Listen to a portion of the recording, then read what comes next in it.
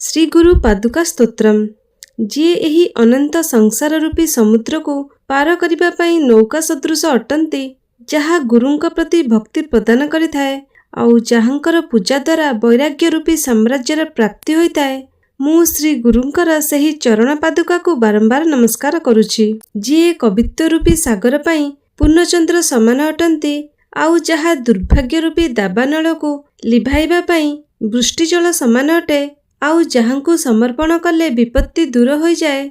मु श्री गुरुंकर सही चरण पादुका को बारंबार नमस्कार करुछि। जहांकर वंदना करिबा द्वारा दरिद्र जन मध्य श्री संपन्न हो जाती आउ मुक माने मध्य बाणीर अधिपति हो जाती। मु श्री गुरुंकर सही चरण पादुका को बारंबार नमस्कार करुछि। जी कमल नाड़ समान कोमल और आकर्षक अटंती ओ अनेक प्रकार मोह और लोभर निवारण करिथांती तथा नतमस्तक हेउथिबा लोकमानंकर समस्त इच्छा गुड़ी को पूर्ण करिथांती। मु श्री गुरुंकर सही चरण पादुका को बारंबार नमस्कार करुछि। जहा राजांक मुकुटरे लागितिबा रत्न सदृश कांतियुक्त तथा जलरे मत्स्यकन्याक परि शोभायमान एवं नम्र भक्त मानकु राजसी वैभव प्रदान करिथाए। श्री गुरुंकर सही चरण पादुका को मु बारंबार नमस्कार करुछि। जी पापरूपी अंधकार को हरण करिबा पई सूर्य समान त्रिविध ताप को दूर करुथुबा गरुड़ स्वरूप अटे तथा जड़ता रूपी समुद्र को सुखाई देबा पई अग्नि स्वरूप अटे। श्री गुरुंकर सही चरण पादुका को मु बारंबार प्रणाम करुछि।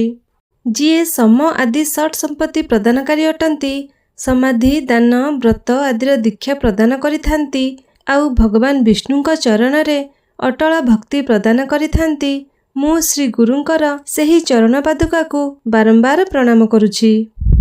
जी निज सेवक मानक समस्त इच्छा गुड़ी को पूर्ण करिबारे समर्थ अटंती, स्वाहा मंत्रर सहचरी तथा स्वच्छ भावरे पूजा करिले जे हृदय रे निर्मलता प्रदान करिथांती।